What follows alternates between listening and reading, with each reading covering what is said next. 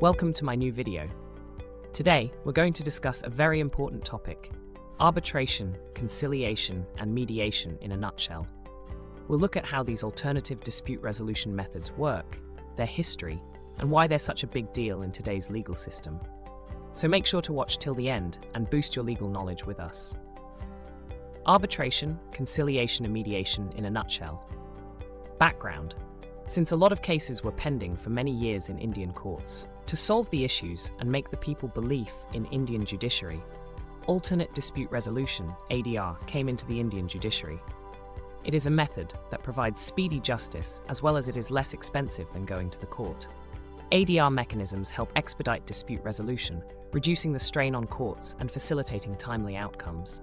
The concept of alternate dispute resolution, ADR, in India can be traced back to ancient times when village councils and elders played an important role in resolving disputes.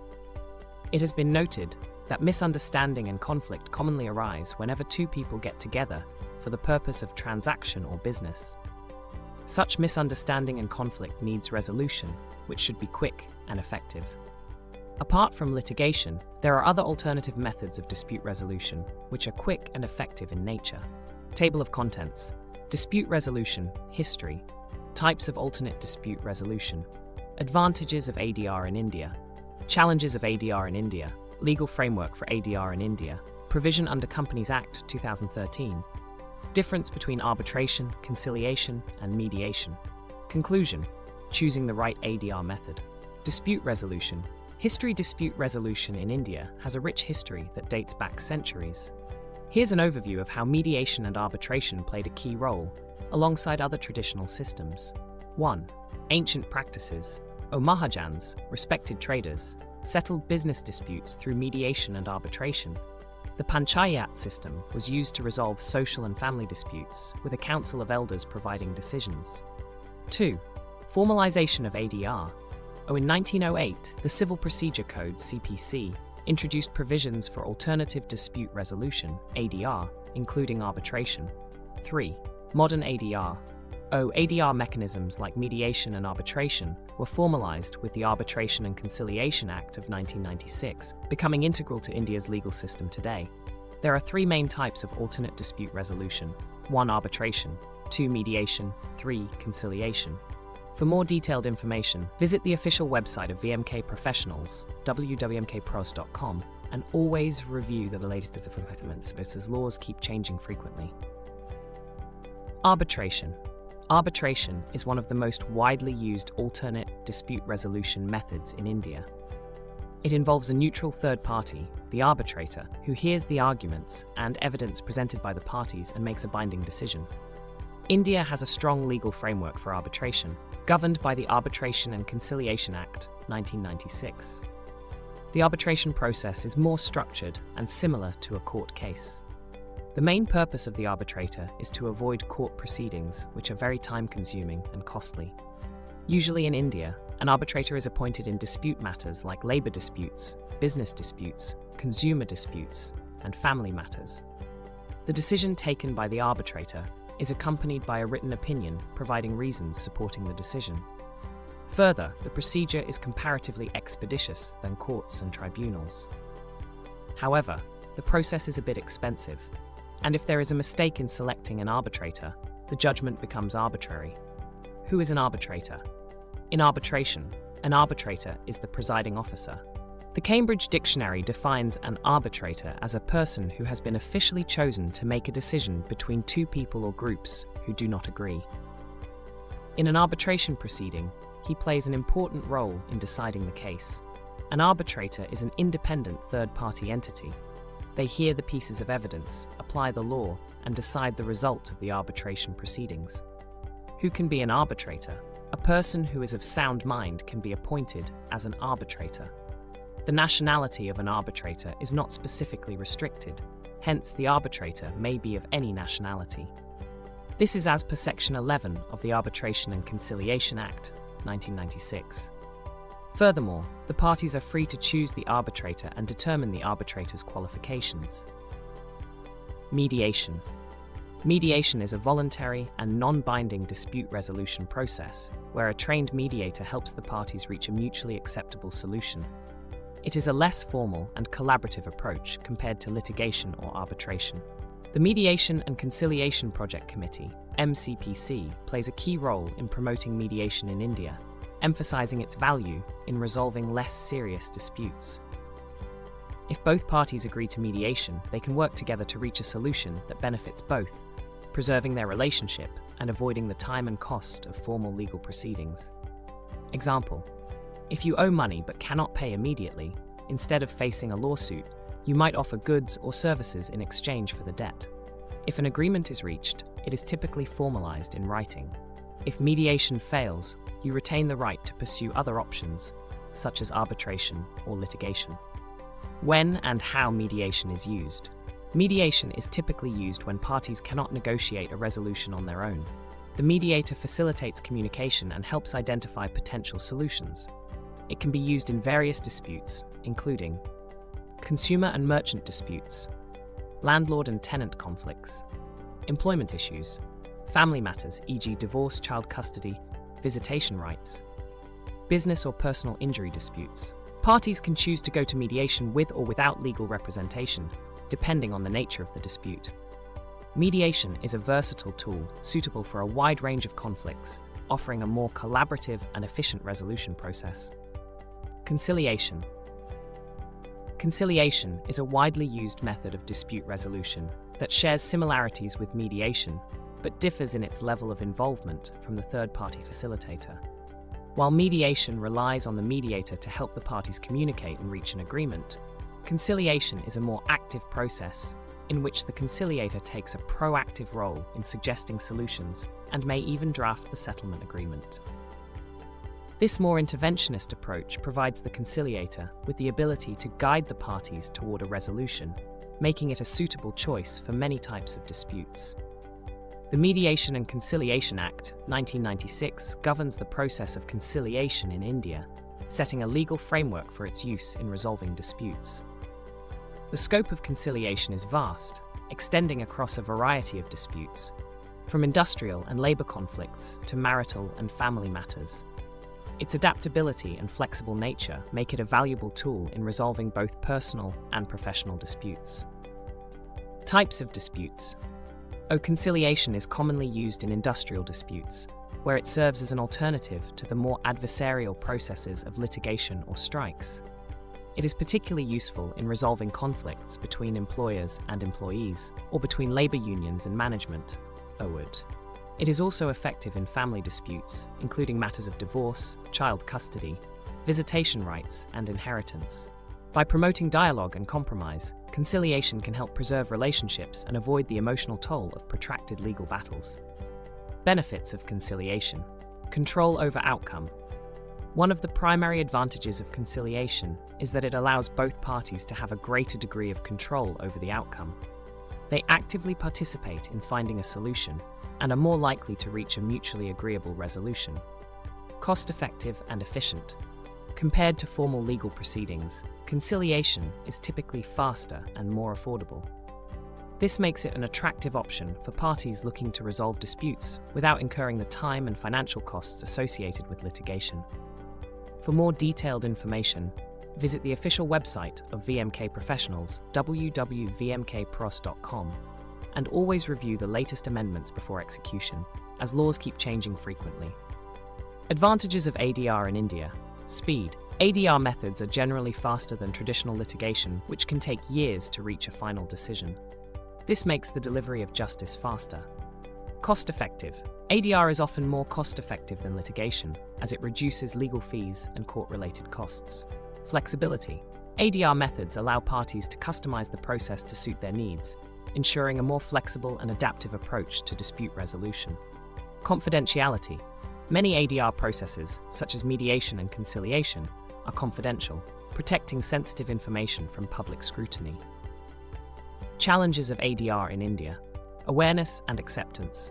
Lack of awareness of ADR practices and resistance to change are significant barriers to their adoption.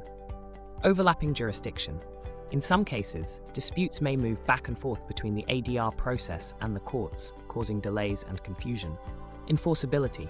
Ensuring the enforceability of ADR settlements can be challenging, especially in cases of non-compliance. Quality of mediators, conciliators.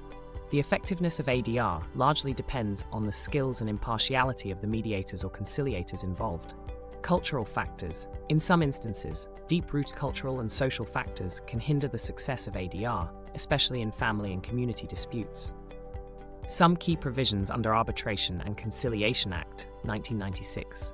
Section 7. Arbitration Agreement. 1.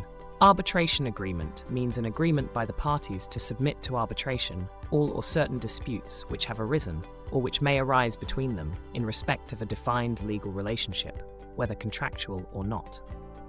2. An arbitration agreement may be in the form of an arbitration clause in a contract or in the form of a separate agreement. 3. An arbitration agreement shall be in writing. 4. An arbitration agreement is in writing if it is contained in a. Document signed by the parties, b. An exchange of letters, telex, telegrams, or other means of telecommunication which provide a record of the agreement, or c. An exchange of statements of claim and defense in which the existence of the agreement is alleged by one party and not denied by the other. Number 5. The reference in a contract to a document containing an arbitration clause constitutes an arbitration agreement if the contract is in writing and the reference is such as to make that arbitration clause part of the contract. Section 8. Power to refer parties to arbitration where there is an arbitration agreement. 1. A judicial authority, before which an action is brought in a matter which is the subject of an arbitration agreement, shall, if a party to the arbitration agreement, or any person claiming through or under him, so applies, not later than the date of submitting his first statement on the substance of the dispute, then, notwithstanding any judgment, decree, or order of the Supreme Court, or any court, refer the parties to arbitration unless it finds that prima facie no valid arbitration agreement exists. 2.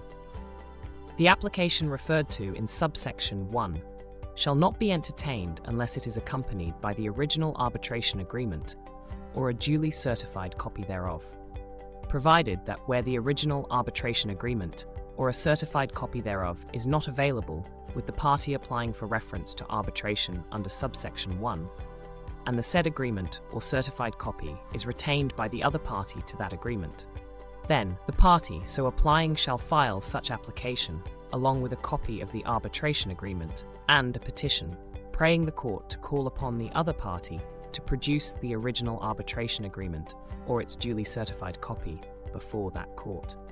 Notwithstanding that an application has been made under subsection 1 and that the issue is pending before the judicial authority, an arbitration may be commenced or continued and an arbitral award made. Section 9. Interim measures, etc. by court. For detail, refer the Act @legalaffairs.gov in Acts, Stacks, Rules, Policies. Composition of Arbitral Tribunal. Section 10. Number of arbitrators. 1. The parties are free to determine the number of arbitrators, provided that such number shall not be an even number. 2. Failing the determination referred to in subsection 1, the arbitral tribunal shall consist of a sole arbitrator. Section 11. Appointment of arbitrators. 1. A person of any nationality may be an arbitrator unless otherwise agreed by the parties. 2. Subject to subsection 6, the parties are free to agree on a procedure for appointing the arbitrator or arbitrators.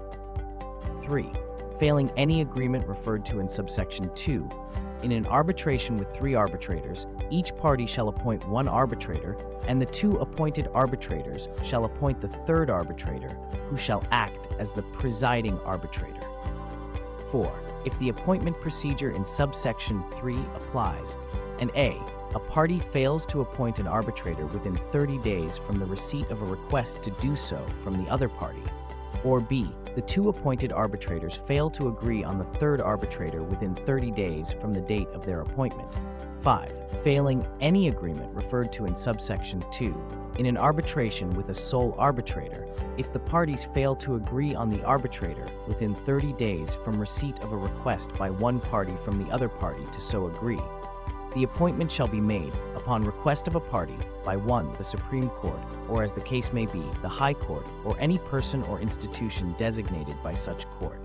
6. Where, under an appointment procedure agreed upon by the parties, a party fails to act as required under that procedure, or b. the parties, or the 2 appointed arbitrators, fail to reach an agreement expected of them under that procedure, or c. a person, including an institution, fails to perform any function entrusted to him or it under that procedure. A party may request 1. The Supreme Court, or as the case may be, the High Court, or any person or institution designated by such court to take the necessary measure, unless the agreement on the appointment procedure provides other means for securing the appointment. 6a. The Supreme Court, or as the case may be, the High Court, while considering any application under subsection 4, or subsection 5, or subsection 6, shall, notwithstanding any judgment, decree, or order of any court, confine to the examination of the existence of an arbitration agreement. 6b. The designation of any person or institution by the Supreme Court, or as the case may be, the High Court, for the purposes of this section shall not be regarded as a delegation of judicial power by the Supreme Court or the High Court. 7. A decision on a matter entrusted by subsection 4 or subsection 5 or subsection 6 to the Supreme Court, or, as the case may be, the High Court or the person or institution designated by such court is final, and no appeal, including letters patent appeal, shall lie against such decision. 8. The Supreme Court, or, as the case may be, the High Court or the person or institution designated by such court, before appointing an arbitrator, shall seek a disclosure in writing from the prospective arbitrator in terms of subsection 1 of section 12, and have due regard to a. any qualifications required for the arbitrator by the agreement of the parties, and b. the contents of the disclosure and other considerations as are likely to secure the appointment of an independent and impartial arbitrator. 9. In the case of appointment of sole or third arbitrator in an international commercial arbitration, may appoint an arbitrator of a nationality other than the nationalities of the parties where the parties belong to different nationalities. 10. The Supreme Court, or as the case may be, the High Court, may make such scheme as the said court may deem appropriate for dealing with matters entrusted by subsection 4 or subsection 5 or subsection 6 to it. 11. Where more than one request has been made under subsection 4 or subsection 5 or subsection 6 to the Chief Justices of different High Courts or their designates under the relevant subsection, shall alone be competent to decide on the request. 12a. Where the matters referred to in subsections 4, 5, 6, 7, 8, and subsection 10 arise in an international commercial arbitration, the reference to the Supreme Court, or, as the case may be, the High Court, in those subsections shall be construed as a reference to the Supreme Court. And b.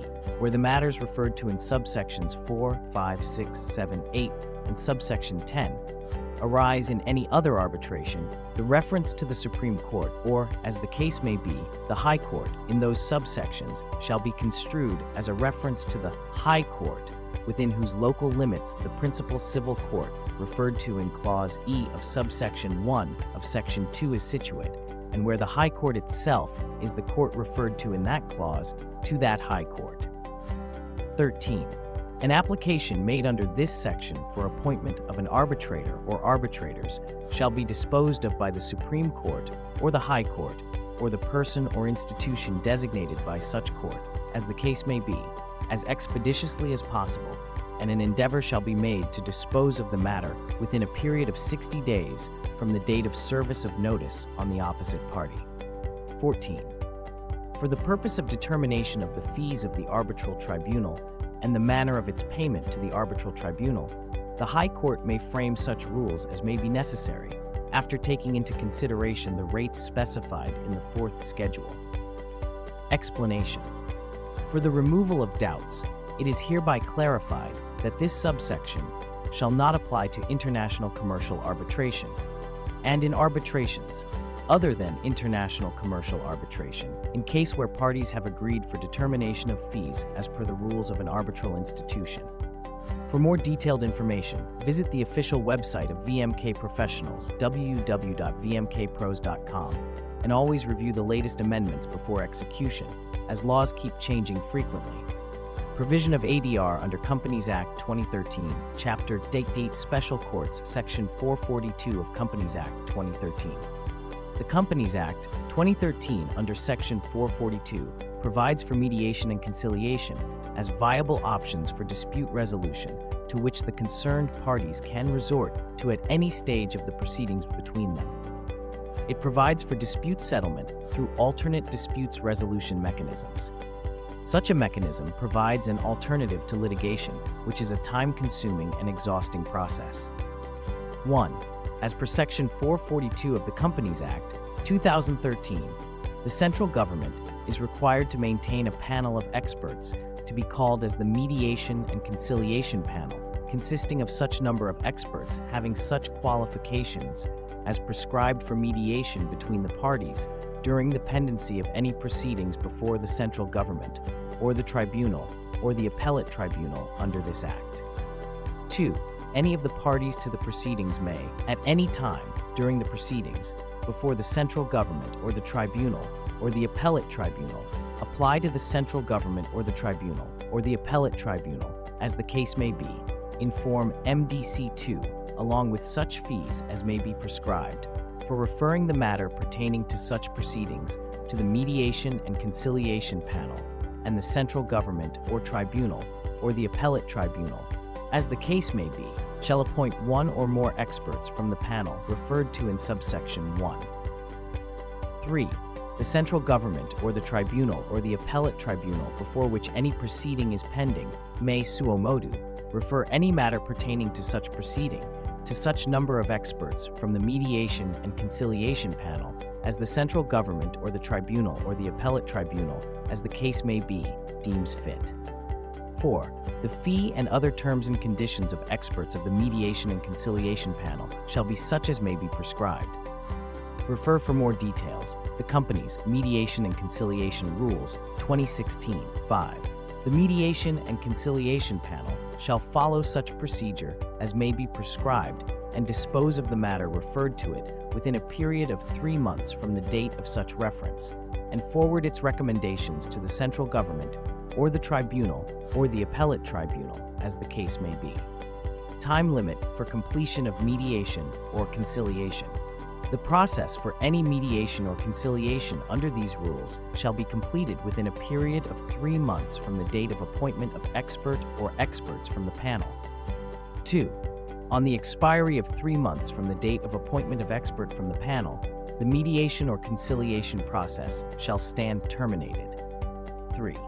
In case of mediation or conciliation in relation to any proceeding before tribunal or appellate tribunal, which could not be completed within 3 months, the tribunal, or as the case may be, the appellate tribunal, may on the application of mediator or conciliator, or any of the party to the proceedings, extend the period for mediation or conciliation by such period not exceeding 3 months.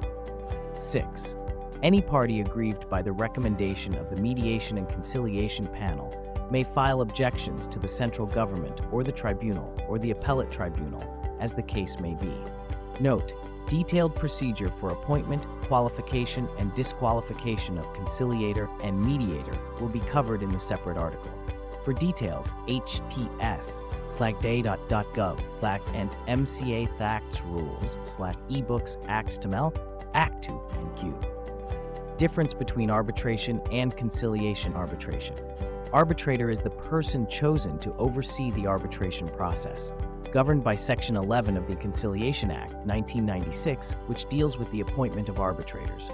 A prior agreement is required between the parties to resolve disputes through arbitration. Arbitration can be used for both current and future disputes. It is a formal procedure similar to courtroom proceedings, involving witnesses, evidence, cross-examination, transcripts, and legal counsel. No direct communication is allowed between the disputing parties during the process. Arbitrators cannot hold separate discussions or suggest settlement terms individually to any party, commonly used to resolve civil and commercial disputes, such as employment contracts, construction agreements, or other contractual issues.